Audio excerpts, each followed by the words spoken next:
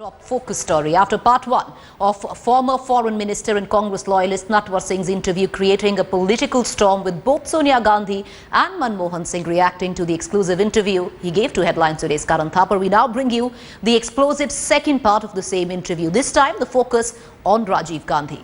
Natwar Singh revealed never heard before details on the former Prime Minister. Listen in. Something else that your book reveals, and perhaps it's particularly shocking, is how the decision to send the Indian army into Sri Lanka was taken. Yeah. You say the decision was taken at an afternoon reception at the home of the Sri Lankan president in Colombo, that Rajiv Gandhi took the decision without consulting his cabinet ministers, leave aside top officials in Delhi.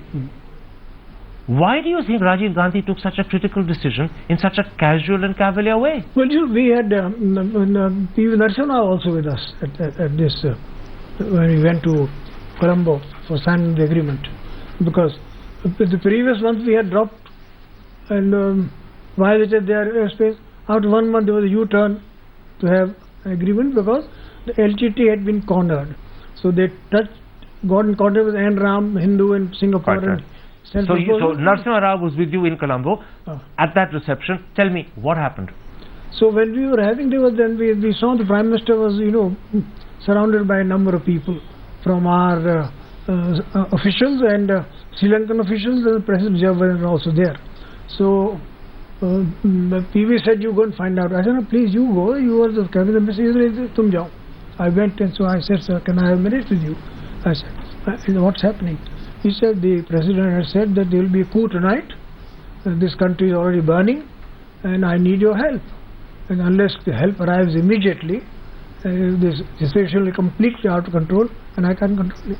So Rajiv had instructed that the troops should be... So Rajiv had already given instructions? Yep.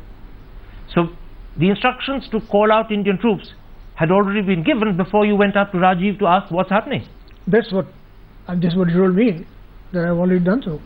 You must you read Dixon's book Assignment Colombo, it's there in great detail.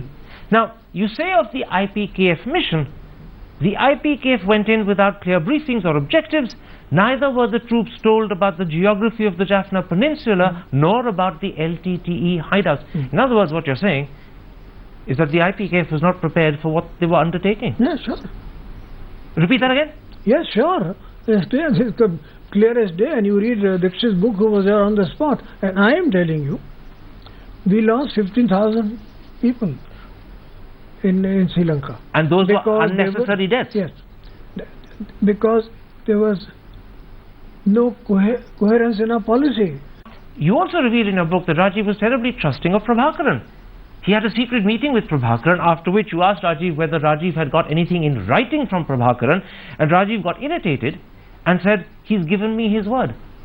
Rajiv literally thought that Prabhakaran's word was good enough.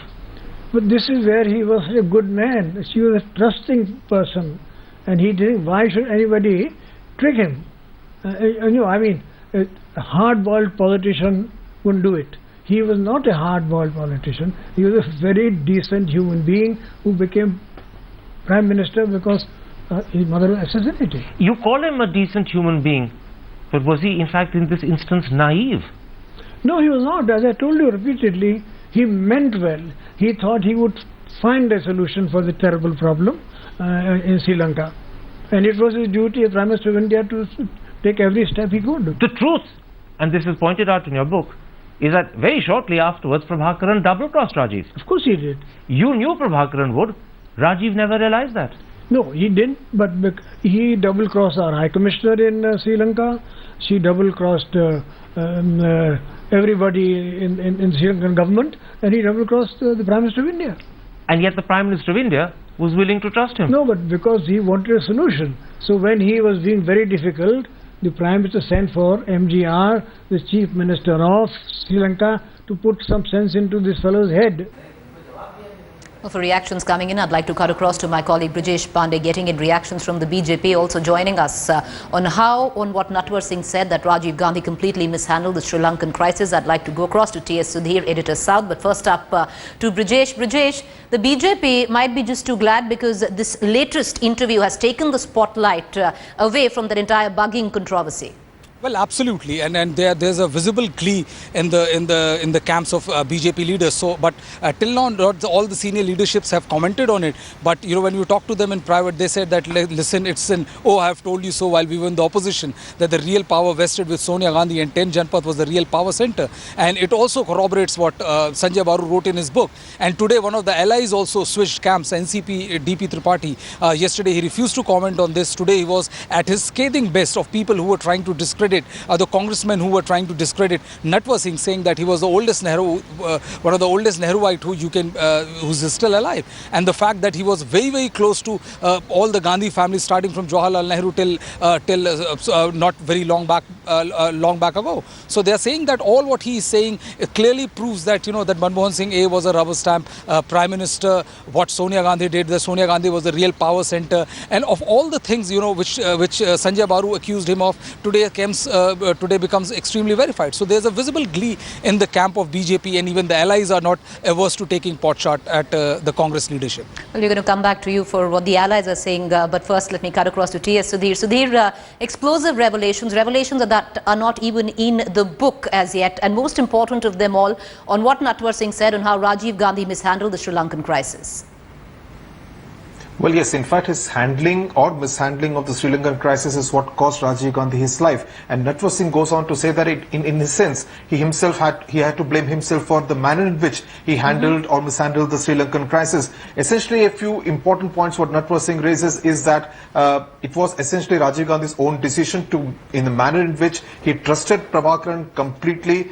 He also fell into a kind of trap that the then Sri Lankan president Jayawardene had laid out for Rajiv Gandhi to send the Indian troops, the IPKF, into Sri Lanka in 1987, which many would believe was a big blunder. So what Natwar Singh says is not something new, but essentially confirms what many believe there was a huge foreign policy disaster as far as the Rajiv Gandhi government was concerned. It's very interesting because, T.S., if you actually look into the lines which he uses himself, he says very clearly that Rajiv Gandhi had the blood of IPKF personnel on his hand, and he said that twice over in that interview. Absolutely. In fact, as in that interview with Karan Thapar, Natwar Singh says that in many senses, Rajiv Gandhi took that decision very, very unilaterally without consulting any of his cabinet colleagues, without consulting any of the foreign policy experts that he had with him, like Natwar Singh himself perhaps. So in that sense, Rajiv Gandhi went into it perhaps not knowing the guile of Prabhakaran, what really he was getting into. And in that sense, completely misread the situation in Sri Lanka without realizing the kind of situation on the ground that was there. And even the Indian army which sent the IPKF wasn't really aware of the kind of guerrilla warfare that the LTT was indulging in, and also the terrain as far as Jaffna and other parts of northern Sri Lanka were concerned. All right, appreciate you joining us. Gentlemen, T.S. Sudhir and Brajesh getting us the very latest. Meanwhile, former Prime Minister Manmohan Singh has broken his silence on the explosive Natwar Singh interview to headlines today. His reaction comes less than an hour after Sonia Gandhi reacted. He says there are certain conversations which happen in private. I categorically state that no file from the PMO was ever sent to the Congress president, ever. I want to make that absolutely clear. Natwar Singh's tell-all autobiography that delves in considerable detail into Sonia Gandhi's personal and political life has been met with absolute defiance by the Congress president. Remember, Natwar Singh had claimed that Sonia and Priyanka had visited him to request him to omit certain portions of the book that made references to the family.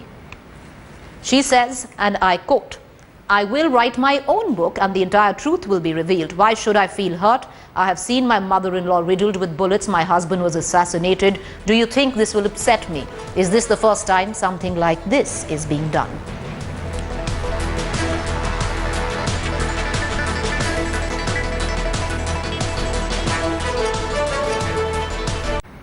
Well, not only has this exclusive interview of Natwar Singh to headlines today's Karan Thapar set the news agenda, it is also trending on social network. Headlines today's hashtag Natwar Bomb has been trending around the clock since the first broadcast at 5 o'clock last evening. Former Foreign Minister Natwar Singh has, in his autobiography, revealed the real reason behind why Sonia Gandhi turned down the Prime Minister post in 2004. The reason was her son Rahul Gandhi's fear for her life. We have picked up the exact excerpt from that interview. Dr. Manmohan Singh and I were there, and a little later Suman Dubey joined us, and Priyanka was also there, and we learned that her brother Rahul was totally against her mother becoming Prime Minister, and he said that she would be killed like a father, like a mother-in-law, and as a son he wouldn't allow her to become Prime Minister. He even gave her a 24-hour deadline. He said yes. I mean, she said,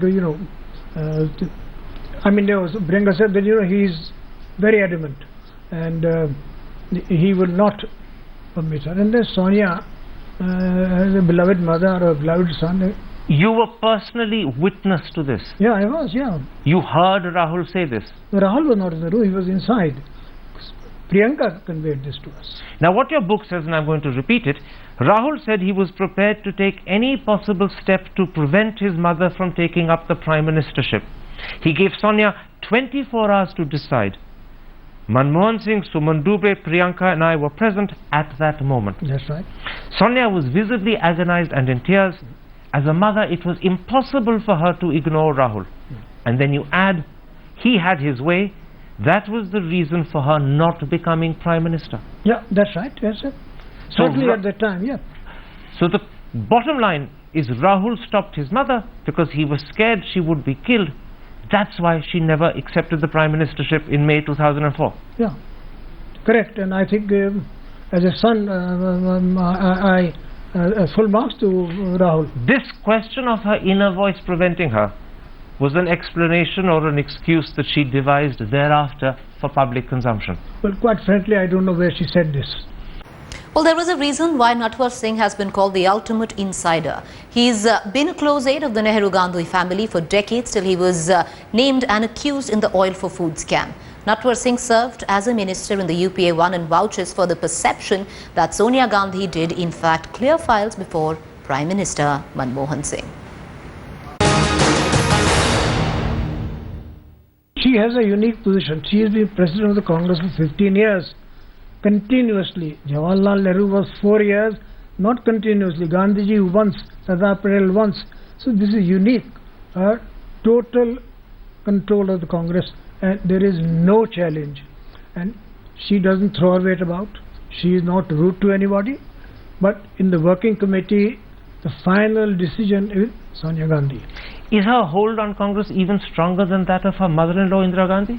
Yeah, because Pandit Jawaharlal Nehru's cabinet colleagues included people like Sardar Patel, who could differ with him openly in the cabinet. What about Indira Gandhi? Is Sonia's control stronger than Indira Gandhi's? Yes, it was, because Indira Gandhi had to fight the syndicate. So only 69 that after she eliminated the syndicate that she had free hand. She also had cabinet rank. And obviously Puluk Chatterjee or anybody else couldn't have taken these files without the Prime Minister's approval. But you're aware that he was taking files to her? Yes, of course. You are aware of it? Of course. So the controversy that was created when Sanjay Baru first wrote in his book some 5 months ago that files were taken by Pulok Chatterjee to Sonia Gandhi, you're now saying to me, you as foreign minister at the time are aware he was taking files to her? Yeah, and not only me, a lot of people are aware of it. A lot of people in government aware of it? Of course. Did anyone protest? As I tell you, a question of protest doesn't arise. She is the most important person in the Congress party. That's all, period. There's no number two.